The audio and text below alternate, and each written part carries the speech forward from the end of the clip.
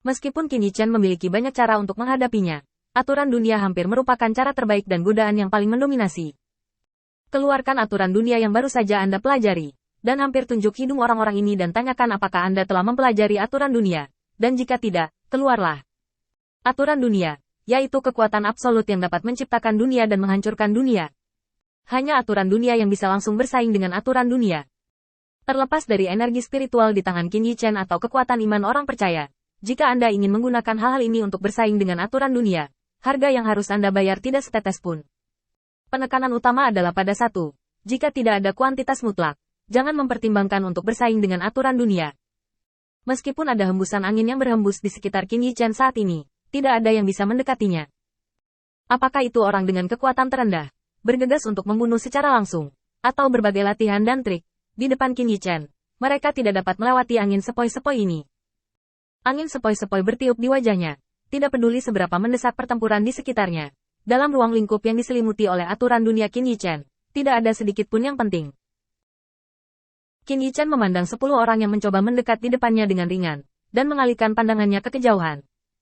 Tidak sulit untuk mengalahkan 10 orang ini, selama ada aturan dunia.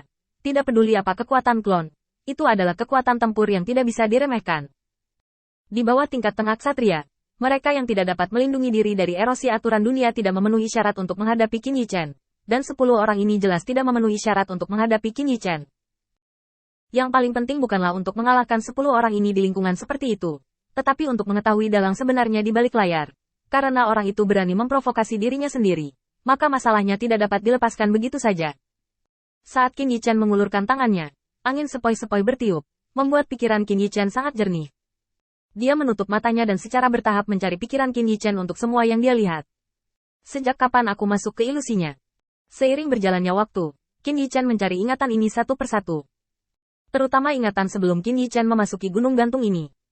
Pada akhirnya, Qin Yichen mengidentifikasi 3 kemungkinan titik waktu. Satu ketika dia memasuki ruang ini, yang kedua sedang dalam proses pencariannya sendiri, dan yang ketiga adalah ketika dia baru saja meninggalkan kota terapung.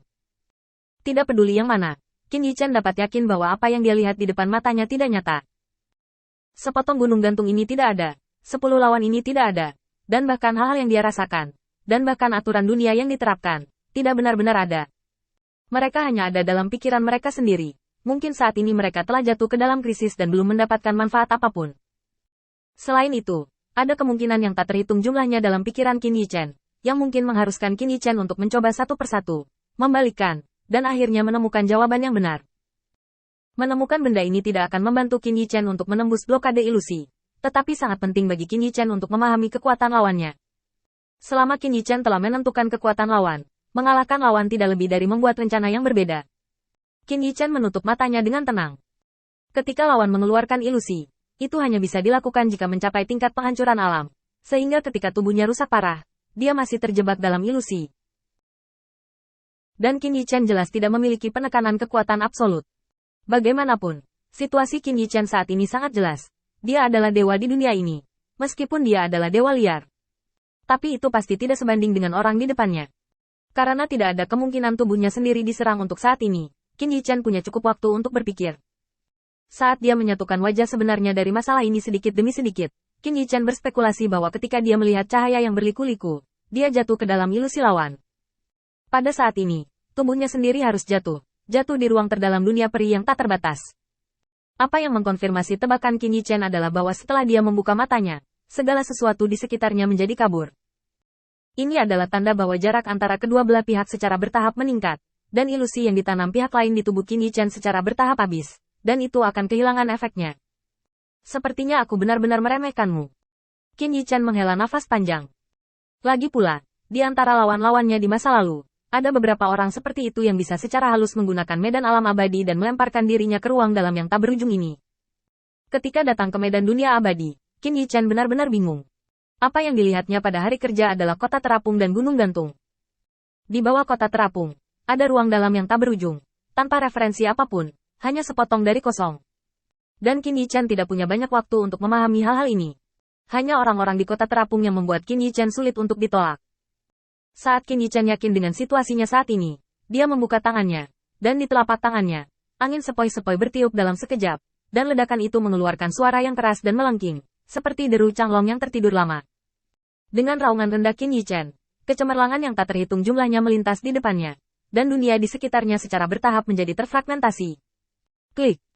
Dengan suara nyaring, dunia sekitarnya tiba-tiba hancur. Qin Yichen membuka matanya, dan kekuatan di tubuhnya langsung dilepaskan untuk menstabilkan tubuhnya. Pada saat ini, ketakutan yang tak dapat dijelaskan menghantam hati Qin Yichen. Dia akan mengubah kesadarannya kembali ke tubuh utamanya, dan saat berikutnya, avatarnya langsung terkoyak. Qin Yichen duduk dikam dengan sedikit kesungguhan di wajahnya.